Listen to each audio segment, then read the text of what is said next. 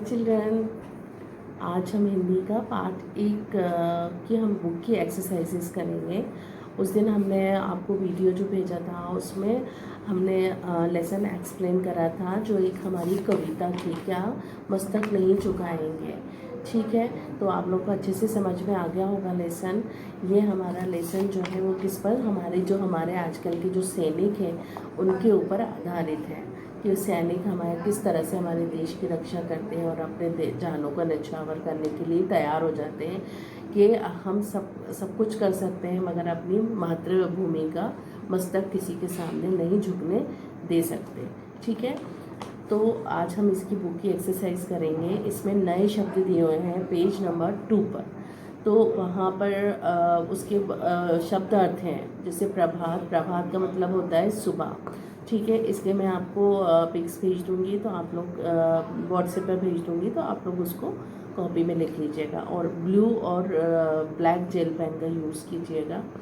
उसके बाद है ये शुद्ध लेख। तो इसके 12 वर्ड्स ये मैं आप लोग को बोल भी चुकी हूँ शुद्ध लेख पर। एक बार और आप इसको अच्छे से रिवाइज कर लेना, तो फिर मैं इसका आप लोग को शुद्ध लेख फिर से बोलूँगी। ओके, उसके बाद है क्वेश्चन नंबर 1। नीचे दिए गए प्रश्नों के उत्तर दीजिए। मौखिक। मौखिक मतलब ओरल। आपको ओरली इसके आंसर देना है, तो मैं आप लोग को इसमें बता रही हूँ, आप लोग उसको वीडियो को देख के लर्न कर लीजिएगा। ठीक है, ये कविता किसे संबोधित करके लिखी गई है? ये कविता सैनिकों को संबोधित करके लिखी गई है। इस कविता के रचयिता कौन है? इस कविता के रचयिता रामधारी सिंह दिनकर जी हैं। ठीक है, धीर वीर गंभीर कौन है? धीर वीर गंभीर भारत के सैनिक हैं। ठीक है, कविता में शांति दूत किसे कहा गया है? कविता में शांति दूत हमारे भारत के सैनिकों को कहा गया है। ठीक है, अब लिखित रिटन, जो आप लोगों को कॉपी में लिखना है। लघु उत्तरी प्रश्न, तो ये मैं इसके आपको पिक्स भेज दूँगी, आप लोग उसमें जिसने नहीं लिखा है वो इसको कंप्लीट कर लेना। और उसके बाद है दीर्घ उत्तरी प्रश्न, मतलब बड़े क्वेश्चन, उसके आंसर्स लिखना है आपको। ठीक है, तो इसके भी मैं आपको पिक्स भेजूँगी, तो आप लोग उस पर कॉपी में लिख लीजिएगा। फिर है बहुविकल्पीय प्रश्न, सही उत्तर चुनकर सही का निशान लगाइए। ठीक है, तो मैं क्वेश्चन पढ़ूँगी, उसके 3 ऑप्शन दिए हुए हैं, उसमें से जो सही है उसके सामने हमको राइट का निशान लगाना है। फर्स्ट, कविता में प्रभात की नई किरण का प्रयोग किसके लिए हुआ है? तो फर्स्ट है सुबह की पहली किरण के लिए, सैनिकों के लिए, भारत के लिए। तो इसमें राइट होगा सैनिकों के लिए, तो सैनिकों के लिए के सामने हम राइट का निशान लगा देंगे। ठीक है, नंबर 2, कविता में किस महासागर का उल्लेख हुआ है? हिंद महासागर, प्रशांत महासागर, अटलांटिक महासागर। तो किसका हुआ है? हिंद महासागर का। आपने कविता पढ़ी है ना, उसमें किसका उल्लेख हुआ है? हिंद महासागर का। तो हिंद महासागर के सामने हम राइट का निशान लगा देंगे। नंबर 3, धरनी से क्या अभिप्राय है? अभिप्राय मतलब क्या मतलब है, उसका क्या मीनिंग होता है धरनी का? धरनी मतलब क्या होता है? माता, भारत, धरती। तो धरती, धरनी का मीनिंग होता है धरती, तो हम धरती के सामने राइट का निशान लगा देंगे। तो आपकी ये एक्सरसाइज कंप्लीट हो गई। उसके बाद क्वेश्चन नंबर 2 है, पठित पद्यांश को पढ़कर नीचे दिए गए प्रश्नों के उत्तर दीजिए। ठीक है, हम हैं शिवा प्रताप, रोटियां भले घास की खाएंगे, मगर किसी जुल्मी के आगे मस्तक नहीं झुकाएंगे। ये इसमें से हमको इसके आंसर्स लिखना है। हम हैं शिवा प्रताप से क्या अभिप्राय है? तो हम हैं शिवा प्रताप से ये अभिप्राय है कि जो हमारे शिवा है ना, और महाराणा प्रताप जो थे, उनकी तरह हम वीर बनेंगे। ठीक है, किसके आगे मस्तक नहीं झुकाएंगे? हम अपने दुश्मनों के आगे मस्तक नहीं झुकाएंगे। पद्यांश का मूल भाव क्या है? पद्यांश का मूल भाव ये है कि जो हमारे देश के सैनिक हैं वो ये कह रहे हैं कि हमें कितनी भी मुश्किलों का सामना क्यों ना करना पड़े, मगर हम किसी के सामने अपना मस्तक नहीं झुकाएंगे।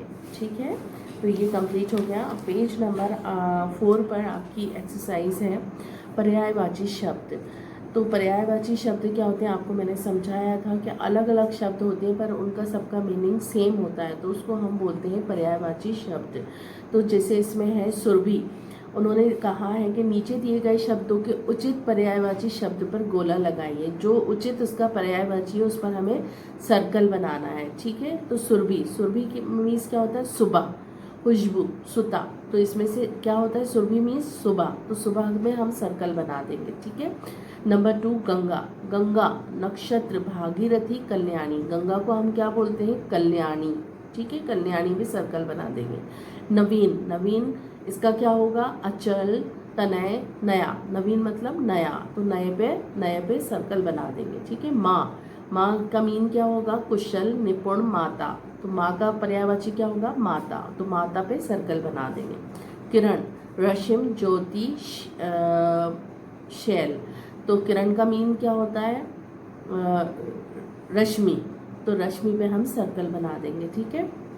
प्रभात, प्रभात का मीन क्या होता है? सुबह, रात्रि, दर्प, तो प्रभात का मतलब होता है सुबह, तो हम सुबह पे सर्कल बना देंगे, ठीक है। नीचे दिए गए शब्दों का वाक्य में प्रयोग कीजिए। ये आप लोग का होमवर्क है, इसको आपको खुद करना है। ये वर्ड दिए हुए हैं 4, सुरभि, अचल, गंभीर, मस्तक, तो इसके आप लोगों को वाक्य बनाना है, ठीक है। और पेंसिल से आप लोग करेंगे बुक में, ठीक है। उसके बाद क्वेश्चन नंबर 3 है, तो मैं ये आपको बाद में समझाऊंगी। अभी आप आ जाइए क्वेश्चन नंबर 4 पे। विलोम शब्द लिखिए। विलोम शब्द नवीन, मतलब विलोम शब्द मतलब अपोजिट वर्ड, ठीक है। तो उल्टे शब्द, नवीन, नवीन का क्या होगा? नवीन मतलब नया होता है, तो नवीन का उल्टा क्या होगा? पुरातन, ठीक है। नवीन, पुरातन। स्वर्ग, स्वर्ग का क्या होगा?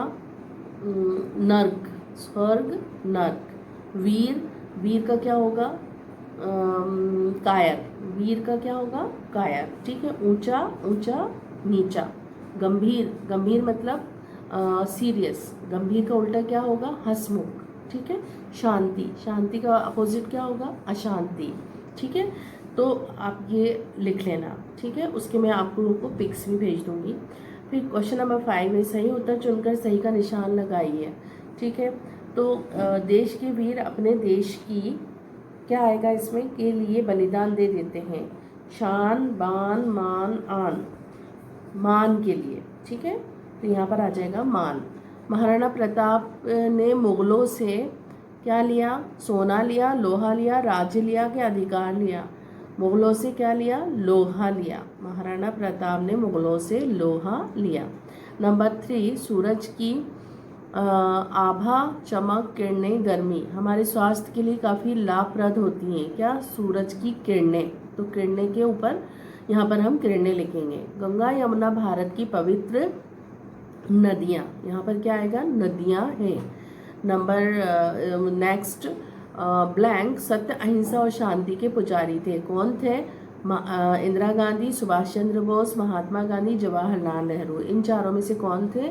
महात्मा गांधी। तो इस ब्लैंक में आएगा महात्मा गांधी सत्य, अहिंसा और शांति के पुजारी थे। तो ये आप लोग की बुक की एक्सरसाइज कंप्लीट हो गई।